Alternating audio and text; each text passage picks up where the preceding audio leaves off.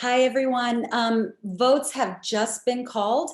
So just want to highlight two things and then jump into questions so that we can, so that I can get to the House floor. First, today, voting on funding the government, voting on a continuing resolution so that we fund the government until the end of the calendar year. Second, I'm sure you all saw the report of that horrific shooting of 2 migrants.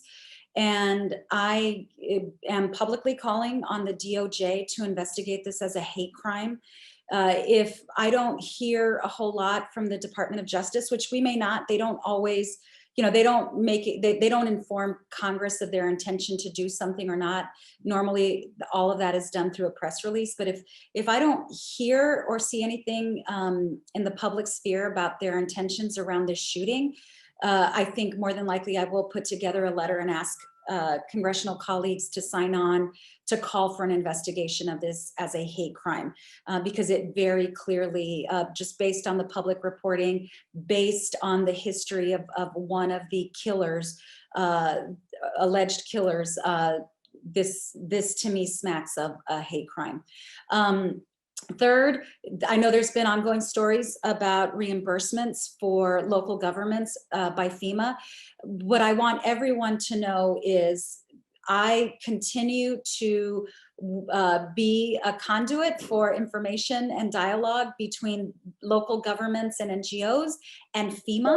It's my commitment to the community to try to get back as much reimbursement as possible. I want to remind the community that this is the first time that an administration has funded NGOs and local governments for migrant care. Obviously, we are seeing the need for increased support from local governments because we have at the same time seen our NGOs wind some of their services down. El Paso for decades depended really mostly on Annunciation House and on faith-based organizations, and has recently seen that transition, the transition of more of that falling on local governments. But we have been in contact with FEMA very consistently, as well as in contact with the city, and we will continue to do that. The city has asked for a waiver of some of FEMA's rules. We support that waiver. We are advocating for that waiver. We just had a conversation with FEMA about that waiver. And so those conversations will continue, and we will try to get as much support from the federal government as possible. So with that, want to turn it back to everybody so that we can get those questions in, because I probably will only have about 10 more minutes before I have to run and vote. Amazing. At this time, if you have a question, if you could utilize the raise your hand function and we will call on you. Priscilla, go ahead.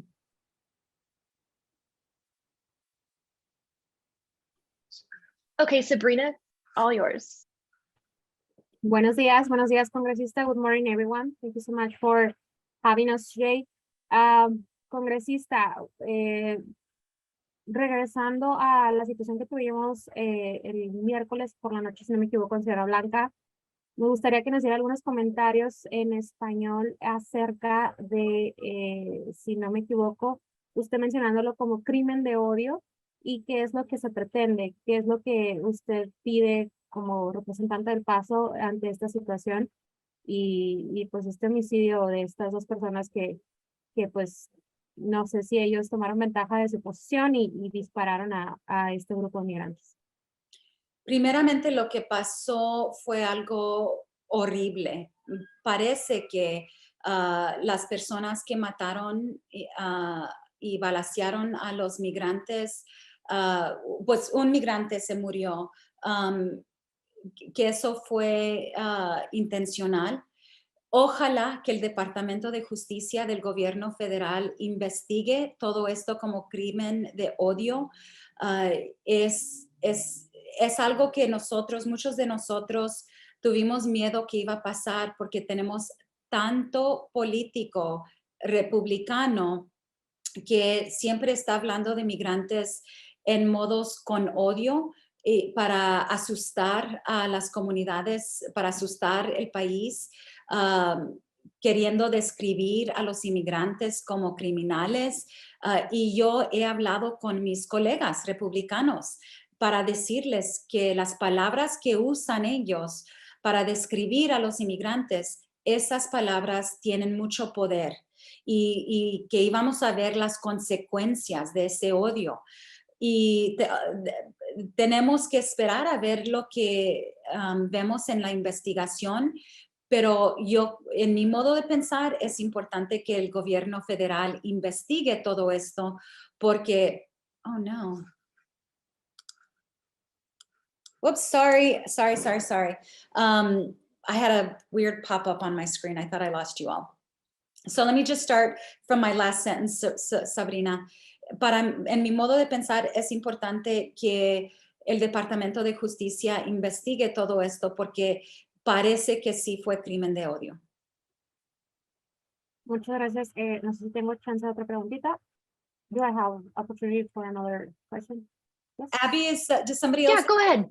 Oh, really quick, about el debate de hoy, congresista, ¿qué nos puede decir? ¿Qué es lo que se espera que ambos candidatos hablen y cuál sería su punto más importante para el estado de Texas y la representación del Paso en el debate de hoy?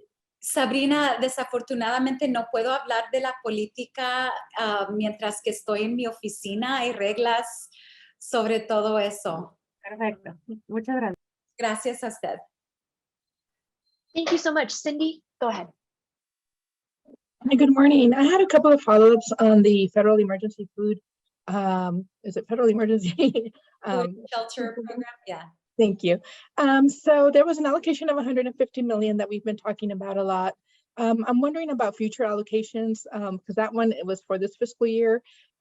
Is there an idea that there will be more allocated for the next fiscal year, and where does that stand? When does that happen? Well, we are today voting on a continuing resolution, and I have assurances from appropriators that they are going to do everything possible to ensure that there is enough money going forward to address the humanitarian needs in communities like El Paso. They know that I have had long conversations with my colleagues on the Appropriations Committee. Well, the main appropriator, the chairwoman specifically, as well as the chairwoman of the DHS subcommittee. I briefed them along the way. I've called them after I have visited with local leaders to let them know about the financial needs. So I feel confident about the next few months. Here's my concern going forward, though, to be very candid with you. So just from a practical perspective, we have elections coming up in November. And these are pretty critical midterms. And today we are funding the government through the end of the calendar year. And that means that in December, we will be right back here negotiating and voting on appropriations funding going forward. So I do, I think that there's a lot, there's a lot that hangs in the balance, especially as it comes to elections. We know that my Republican colleagues are not as interested in funding the humanitarian component of border operations, and that is my concern about next year. And frankly, about the next Congress going forward. But, we will cross that bridge when we get to it. We'll know more, obviously, when we see who maintains control of the House of Representatives and who maintains control of the Senate. And, what the margin is. So to be continued, basically. Thank you. Just to follow up on, or to get a little bit specific about some of the reimbursement that El Paso is currently questioning, particularly the 30% for the migrant population that it serves. There's been a little bit of confusion as to how that's interpreted and if that refers to 30% of costs incurred or what that 30% applies to. Is there anything that that you could shed light on how that should be interpreted? The city seemed to be concerned about not being fully reimbursed for busing costs in particular. Yeah, I will share with you, I think it's very important that the city dot every I and cross every T, because ultimately what reimbursement depends on is the city or any NGO or government entity following the guidelines. It is very critical that those guidelines be followed. That is outside of my control, right? That I have nothing to do with that. All we can do is offer as much guidance, but also direct connection, which we have done. We've connected the city and the county to the highest levels of FEMA.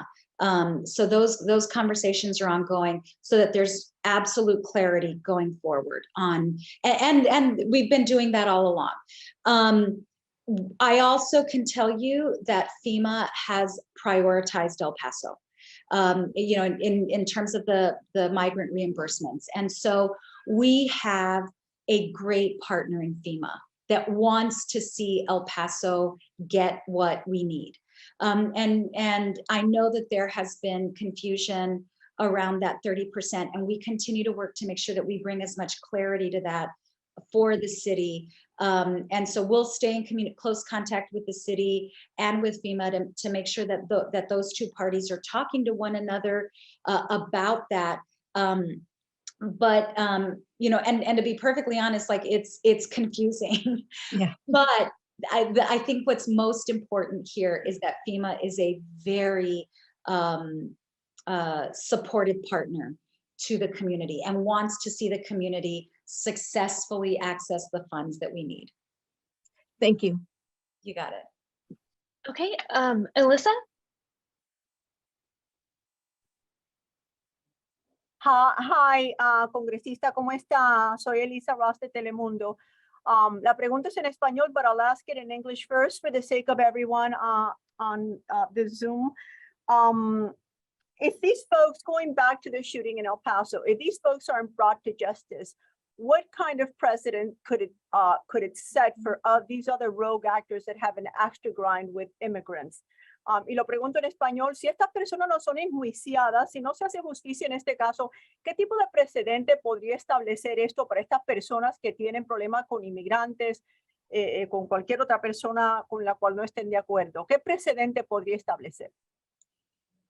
Sabemos que hay mucho peligro ahorita en los Estados Unidos porque hay mucho odio contra los inmigrantes. Lo vimos en el 3 de agosto en El Paso con el hombre que manejó más de 10 horas para balacear y para matar a inmigrantes y personas que se ven hispanas.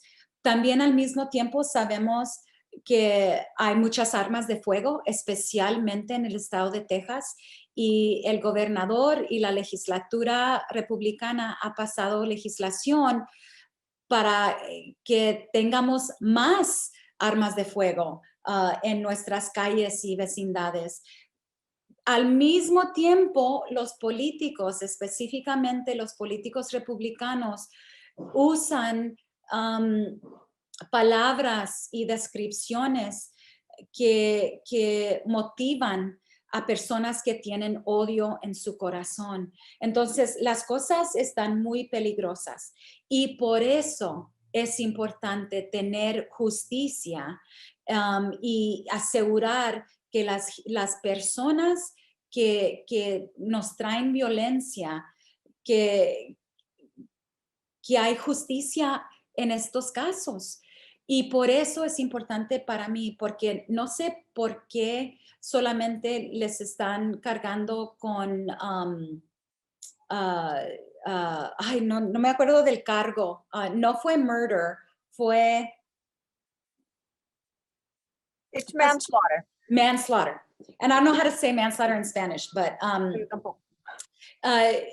para mí fue sorpresa que estas personas nomás el cargo es manslaughter y por eso yo estoy llamando al Departamento de Justicia que investigue bajo las leyes de los crímenes de odio, porque si no tenemos justicia en estos casos, lo que me da miedo es que vamos a ver más violencia contra los inmigrantes y comunidades con muchos inmigrantes.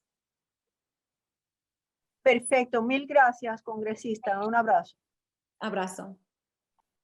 Great. Any other questions at this time? Perfect. Then we will send you all the recording here shortly. Thank you so much for joining us and Thank have a you great all weekend. so much. Have a great weekend. Thank you. Thank you. Bye-bye.